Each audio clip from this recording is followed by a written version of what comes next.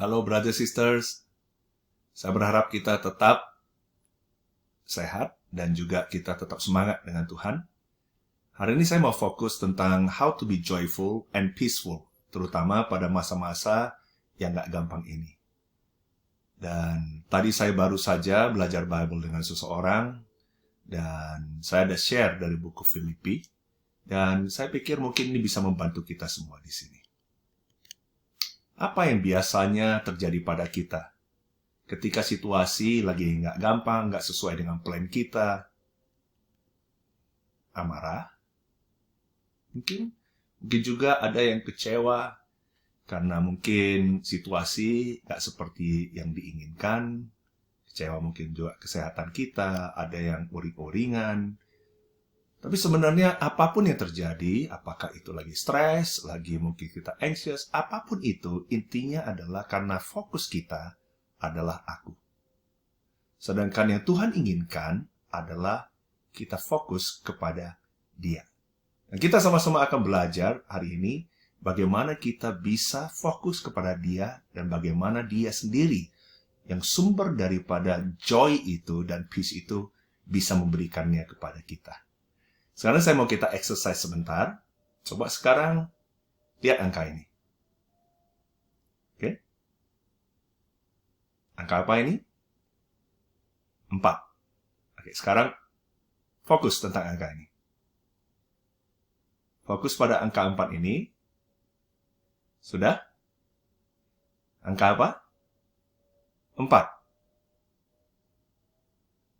Fokus. Sekarang saya minta stop pikiran angka 4. Stop pikiran angka 4. Ya, angka 4 ini, stop. Jangan pikirkan lagi. Bisa? Enggak. Justru kita makin pikir angka 4 ya. Oke, sekarang saya mau kita pikirkan angka ini. Angka apa itu? 7. Pikirkan angka 7 ini. Angka 7. Ya? Pikirkan angka 7. Fokus. Angka apa ini? 7. Ya. Oke. Kalian bisa rasakan nggak?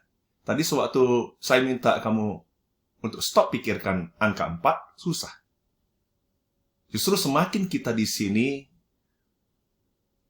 mau menjauhi itu, suruh stop justru nggak bisa. Karena pikiran kita, cara main kita dibentuk Tuhan nggak seperti itu. Tuhan bentuk main kita dengan cara kita harus replace itu. Begitu di-replace dengan angka 7, pikiran kita jadi ke angka 7. Dan angka 4 itu menjadi jauh. Angka 4 itu tanpa kita bilang ditinggalkan pun, kita akan tinggalkan angka 4. Karena pikiran kita akan fokus kepada apa yang kita isi. Kita isi dengan garbage in, ya garbage itulah yang kita pikirkan terus-menerus. Garbage out jadinya. Jadi ini sangat penting. Dan kita sama-sama belajar dari buku Filipi 4. Bagaimana kalau kita fokus kepada Dia dan replace itu, maka kita bisa punya joy yang dari Tuhan. Di Filipi 4 ayat 4 saya bacakan, bersukacitalah senantiasa di dalam Tuhan. Bersukacitalah dalam Tuhan. Sekali lagi kukatakan, bersukacitalah. Ini adalah suatu perintah. Ini bukan soal feeling. Kalau kemarin saya udah bicarakan, ya kalau happiness itu feeling, tergantung keadaan. Tapi joy atau sukacita itu adalah perintah dan itu keputusan.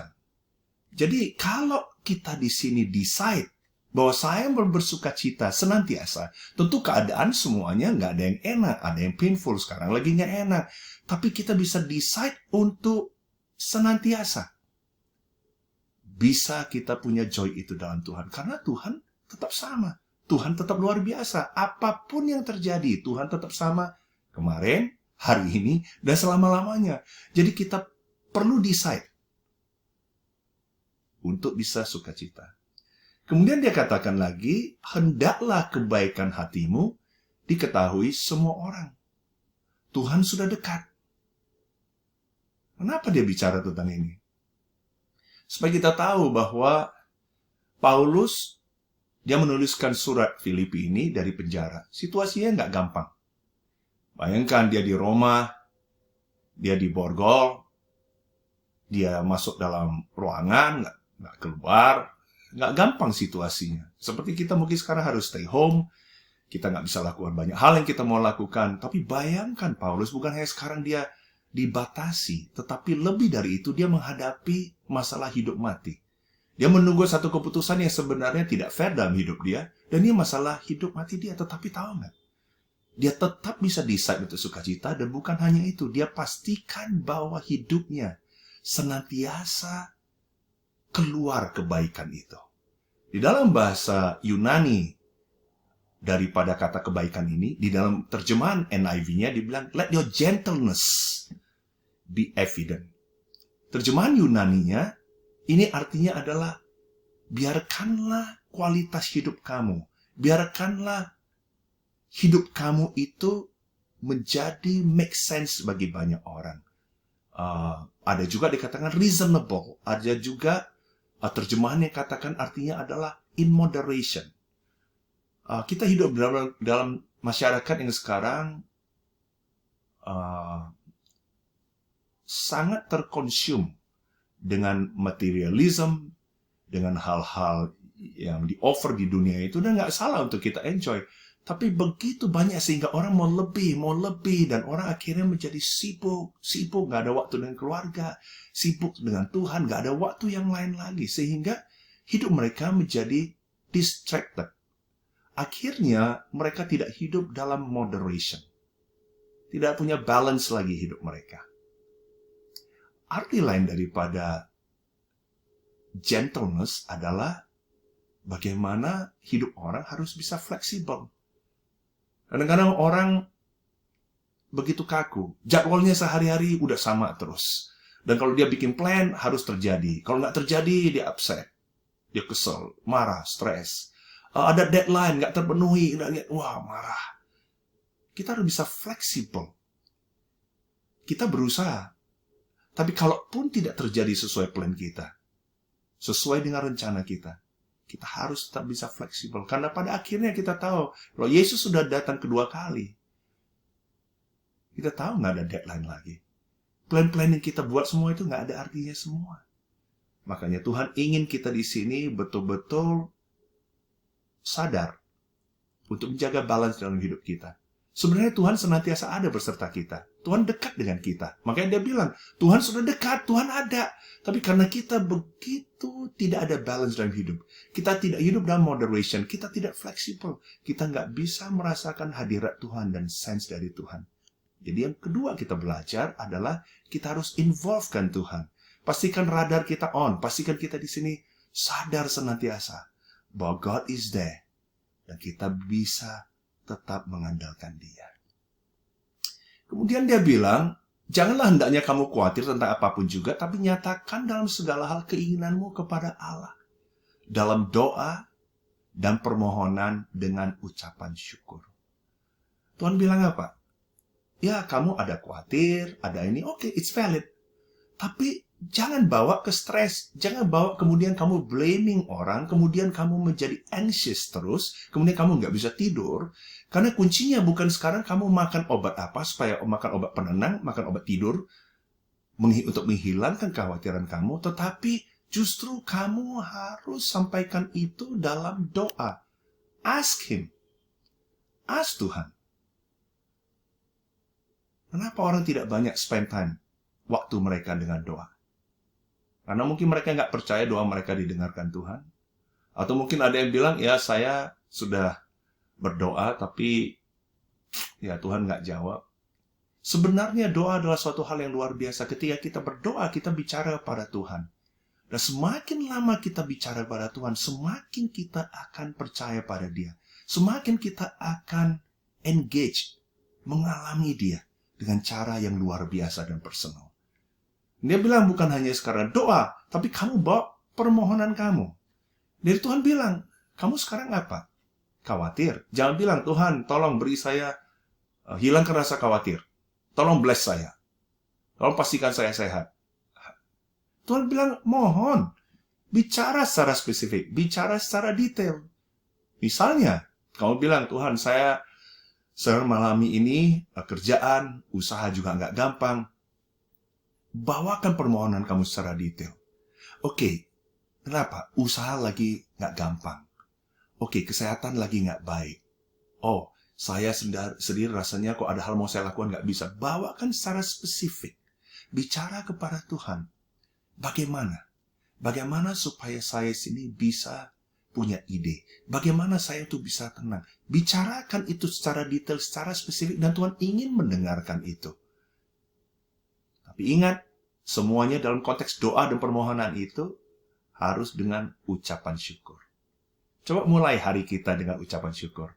Bicarakan apa yang kita grateful for. Coba thankful. Berterima kasih pada Tuhan tentang apa yang kita punya, bukan apa yang tidak kita punya. Apa yang kita punya? Kesehatan. Kita punya pasangan kita, suami istri. Kita punya anak-anak kita. Kita punya tempat tinggal. Banyak hal kita bisa grateful. Semakin kita grateful, semakin lama kita spend time sama Tuhan. Akhirnya apa yang terjadi? Kita makin percaya kepada Dia. Akhirnya Dia semakin nyata, bukan lagi aku. Akunya makin kecil, dan Dianya menjadi semakin besar. Jadi fokus pada Dia. Decide untuk kita bisa sukacita senantiasa dalam Tuhan. Involvekan Dia dalam hidup kita. Jangan kita mau run things dengan our own. Semakin kita lakukan itu, kita kehilangan balance itu. Kita menjadi ekstrim. Kita makin khawatir. Karena kita sendiri tidak meminta kepada Dia. Ask, decide, involve, ask. Filipi 4 ayat 7 katakan begini. Kalau kita berdoa tadi memohon, di dalam konteks kita grateful and thankful. Apa yang terjadi? Dia bilang, damai sejahtera Allah. The peace of God. Jadi peace itu bukan dengan kita, wah, saya cari-cari sendiri. Bukan. Kita bisa pergi ke tempat yang nyaman, enak, pergi ke Bali. Tetap aja nggak ada damai itu. Banyak orang yang bayar mahal tapi juga nggak bisa ngalami damai itu. Ini damai sejahtera Allah. The peace of God. Hanya Tuhan yang bisa berikan. Tapi ini kita bisa dapat kalau kita berdoa. Betul? Kita decide tadi. Kita involvekan Dia. Pastikan presence Dia ada sama kita. Pastikan kita baru damai sejahtera Allah yang melampaui segala akal. Akan apa? Akan memelihara hati dan pikiranmu dalam Kristus Yesus. Kenapa ini sangat penting? Supaya kita tahu, kota Filipi ini, mereka adalah koloni daripada pemerintahan Romawi saat itu. Dan bagi mereka, mereka tahu kalau mereka tunduk kepada pemerintahan Romawi, maka mereka akan di-guard. Mereka akan dijaga, mereka mendapat protection-nya. Dan Paulus menggunakan kata ini untuk katakan, kamu tahu? Kalau kamu mau tunduk kepada Tuhan, kamu minta kepada Dia, dan Dia adalah fokus kamu. Dia akan berikan damai sejahtera itu yang pasti akan guard kamu, memelihara hati dan pikiranmu. Bayangkan kalau hati pikiran kita dijaga. Kadang-kadang kita sibuk mau jaga hati pikiran kita. Enggak. Damai sejahtera Allah yang menjaga hati dan pikiran kita. Luar biasa sekali. Kemudian dia katakan, jadi ingat ya, jadi peace of God Tuhan akan berikan. Kemudian dia bilang, jadi akhirnya saudara-saudara, semua yang benar, semua yang mulia, semua yang adil, semua yang suci, semua yang manis, semua yang sedap didengar, semua yang disebut kebajikan dan patut dipuji, pikirkanlah semuanya itu. Jadi tadi kita belajar, peace of God, damai sejahtera Allah memelihara hati dan pikiran kita. Dan sekarang kalau Tuhan sudah pelihara itu, apa yang harus kita lakukan? Marilah kita lakukan bagian kita. Mari sekarang kita pikirkan yang baik itu, yang mulia, yang adil, yang suci. Mindset kita mulai harus masukkan pikiran-pikiran yang baik. Saya tahu kita harus hadapi coronavirus, tapi kalau itu terus kita masukkan dalam pikiran kita, terus kita lihat berita-berita itu terus, kalau itu masuk dalam pikiran kita, Bagaimana kita bisa punya peace of God? Nggak bisa. Justru kita sekarang harus pikirkan yang benar, yang Tuhan ingin kita pikirkan. Dan dia bilang apa yang terjadi kalau kita lakukan itu. Dia bilang, dan apa yang telah kamu pelajari, dan apa yang telah kamu terima, dan apa yang telah kamu dengar, dan apa yang telah kamu lihat padaku. Lakukanlah itu. Sekarang apa yang kamu pikir, kamu sekarang lakukan. Apa hasilnya? Jangan cuma kamu di sini cuma pikir, tapi nggak lakukan. Lakukan itu, apa yang kamu pikirkan. Yang baik itu, yang benar itu.